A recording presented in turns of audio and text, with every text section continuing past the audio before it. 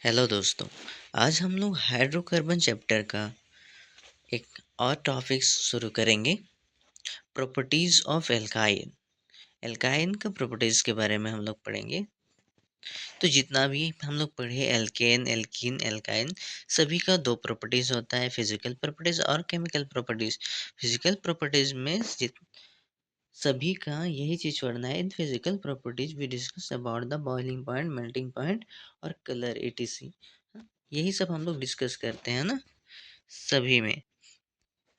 Boiling point, melting point और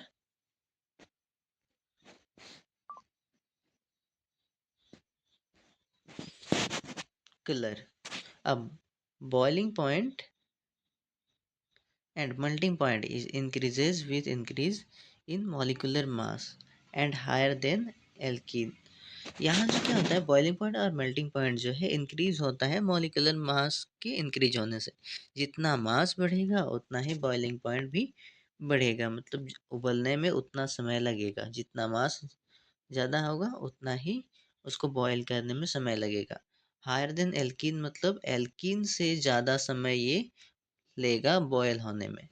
अब alkyne are colourless and odourless compound. Alkyne जो है कलरलेस होता है, उसमें कोई कलर नहीं होता, और ऑर्डरलेस भी होता है, मतलब तो इसका कोई ऑर्डर्स भी नहीं होता है ना, कोई रेगुलर नहीं होता है, अल्टरनेट होता है इधर उधर।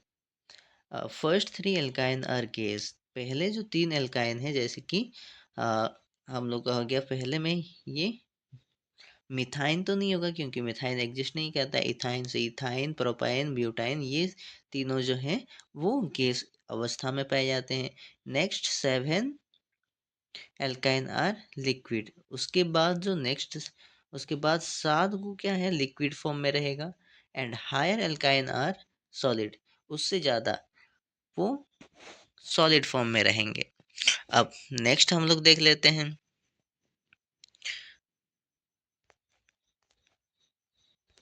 हाँ, नेक्स्ट है केमिकल प्रॉपर्टीज। केमिकल प्रॉपर्टीज में हम लोग क्या देखेंगे, in chemical properties we discuss about the reaction of alkyne with different molecules.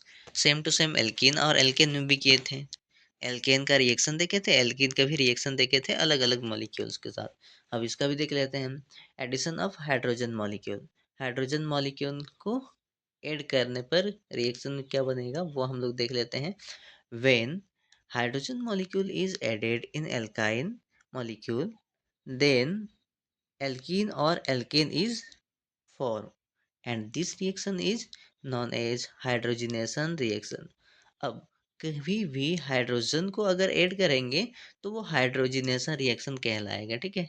अगर हेलोजन को ऐड करेंगे तो हेलोजिनेशन रिएक्शन, अगर वाटर को ऐड करेंगे तो हाइड्रेशन रिएक्शन कहलाता है, ठीक है, जितना भी रिएक्शन है।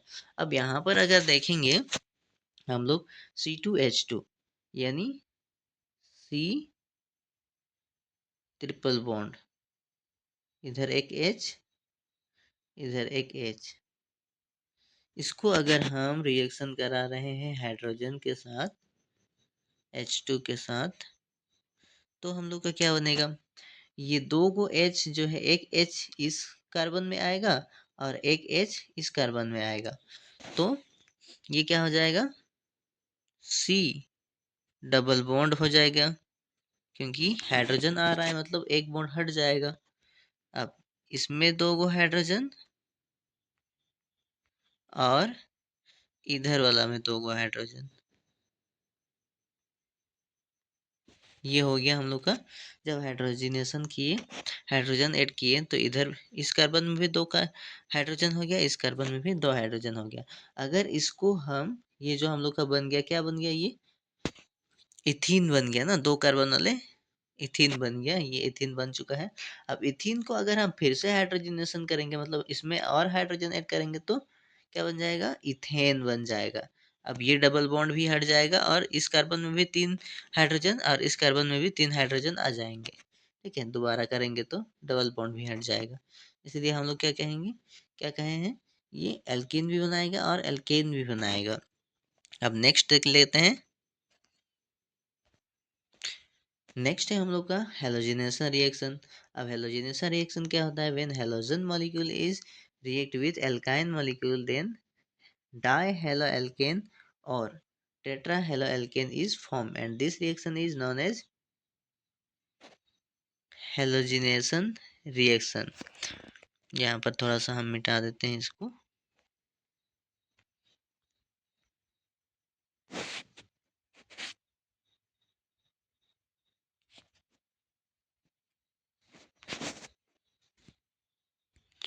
हाँ, तो अगर हम एल्कीन में यानी सी ट्रिपल बॉन्ड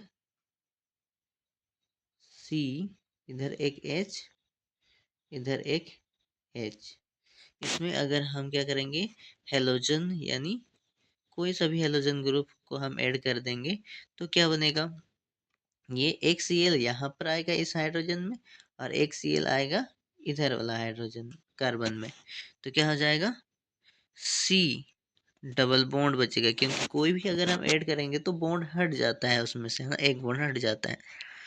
तो ये हो गया C डबल बॉन्ड C। अब इधर इधर एक H और इधर एक Cl, क्योंकि यहाँ पर Cl जो है दोनों जगह आएगा, और यहाँ पर भी इधर एक H और इधर एक Cl। तो ये हो गया, दो गो हेलोजन है इसलिए आ गया डाई हेलो एल्कीन। दो गो हेलोजन है इसलिए डाई, हेलोजन है इसलिए हेलो, एल्कीन यानी डबल बॉन्ड वाले बन रहे हैं इसलिए एल्कीन।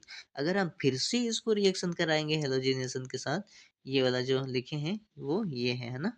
अब इसको अगर हम फिर से हेलोजिनेशन कराएंगे तो यहाँ पर दो गो हेलोजन ग्रुप तो पहले से है और दो गो आएगा, तो और दो गो आएगा तो इस कार्बन में और एक गो और इधर वाला कार्बन में और एक गो, मतलब दोनों बंट जाएंगे, इस कार्बन में एक, इस कार्बन में एक, तो टोटल कार्बन क्लोरीन कितना हो जाएगा, चार गो हो जाएगा। चार को हम लोग बोलते हैं टेट्रा, इसलिए टेट्रा हेलोजन ग्रुप रहेंगे चार गो, इसलिए हेलो।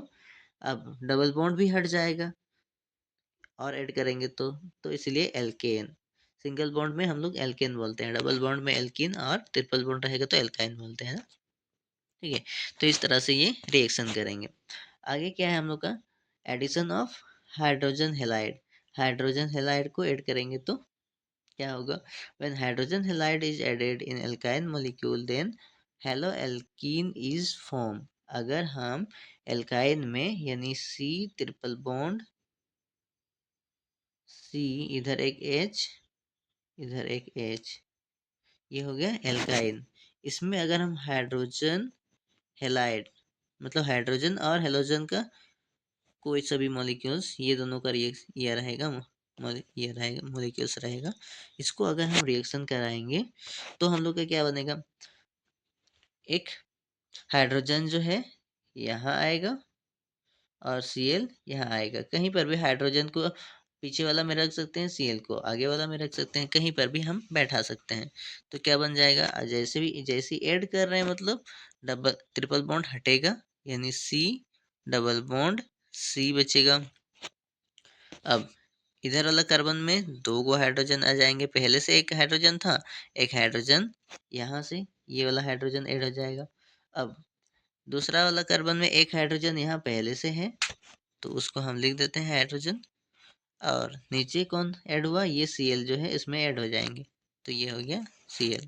तो क्या बन गया, हेलोजन है इसलिए हेलो, और डबल बॉन्ड वाले हैं तो एल्कीन, इसलिए हेलो एल्कीन बन गया। अब नेक्स्ट हम लोग देख लेते हैं, नेक्स्ट है हम लोग का एडिशन ऑफ वाटर। तो वाटर को ऐड करने पर क्या होगा, when water molecule is added in alkyne molecule then alcohol is form. अगर हम एल्काइन में वाटर को ऐड करेंगे तो अल्कोहल बनेगा। देख लेते हैं, सी ट्रिपल बॉन्ड सी, इधर एक हाइड्रोजन और इधर एक हाइड्रोजन, यहाँ पर हम ऐड कर रहे हैं वाटर मॉलिक्यूल को, तो हम लोग का क्या बनेगा, वाटर को तोड़ेंगे तो H प्लस और OH माइनस में टूटता है, हम लोग को पता होना चाहिए। इसके बाद जब भी ऐड करेंगे तो ये ट्रिपल बॉन्ड डबल बॉन्ड में चेंज हो जाएंगे। अब इसको तोड़ेंगे तो H+ और OH- में टूटेगा।